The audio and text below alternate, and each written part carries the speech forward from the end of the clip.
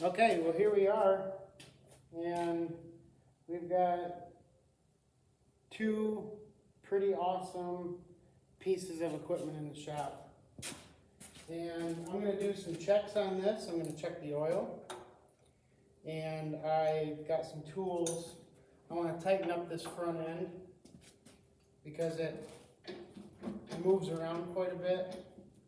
And you can also see that somewhere in here, this is bent, and the axle isn't even sitting level compared to the frame. And this spindle seems vertical, and this one's mashed in pretty bad. But this wheel has also been cracked. It looks like the center was cracked out of it, and it's been welded pretty poorly, but it's welded. And then these reinforcement ribs have been welded in. So I'm wondering if this story has something to do with this story. Maybe it was tipped over or run into, or something cracked this wheel, and it was a hard enough hit that that's what bent this axle. But for now, it functions. It might not look the best, but it's good enough to run and drive. So we're just going to leave it the way it is and deal with it. But yeah, I've got to get this tightened up. Then I'm going to check the oil and see if I can flow some gasoline through this thing and see if it'll fire. I got nothing to lose. So to check the oil in this Wisconsin, I just have to pull this fill plug.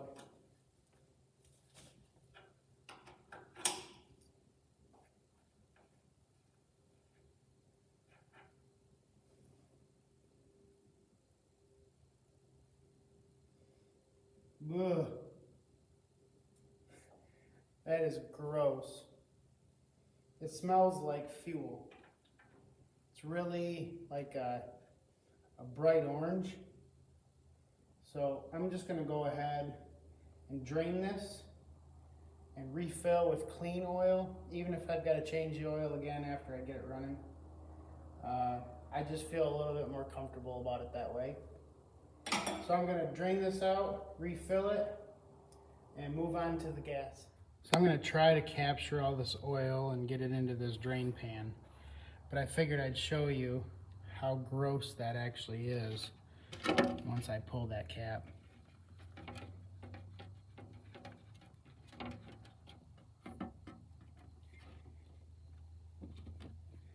I see I'm going to make a big old mess.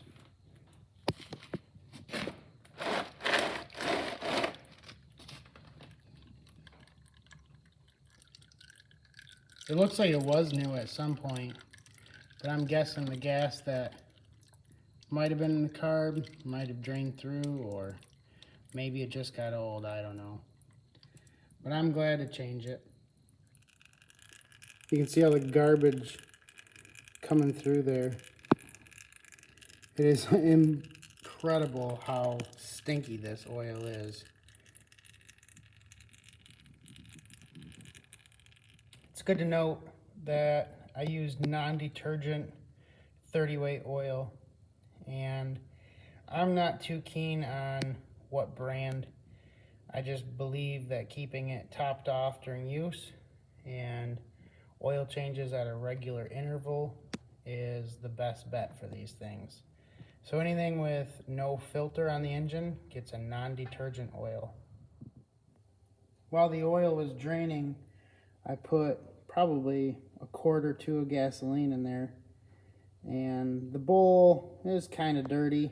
I should have probably taken that apart and cleaned it, but it did fill up, and I don't have any wet spots on the carburetor.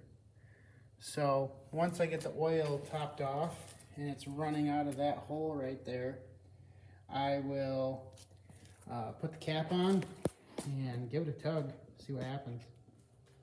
Well, the fuel is on, and I haven't checked for spark yet, but we'll get there. It is in neutral, and I've rolled it back and forth a few times, so I'm not too concerned with it flying away on me. And it's time to just see what happens. Choke is on.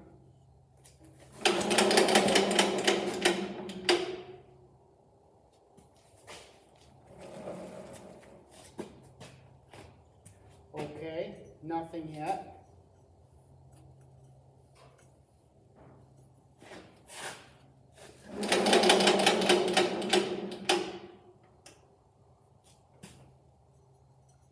Seems to roll over very easy, but I was assured that it was running before.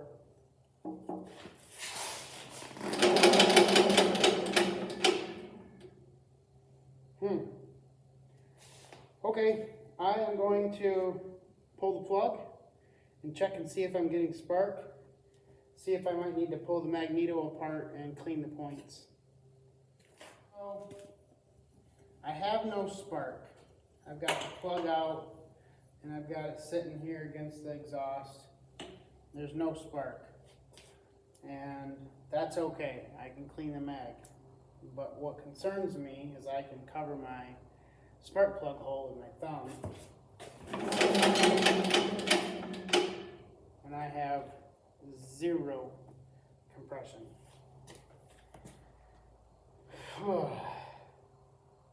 I don't know if I want to pull some tins apart and pull the head off and maybe see if I can figure out if maybe it's a stuck valve. But I would think that I would feel something going up and down. I might see if I can find a manual and see if the piston is direct in line with the spark plug, and see if maybe I can put a pencil down in there and feel it move up and down or not. That's kind of concerning, so we'll just leave it at that. That's kind of a bummer.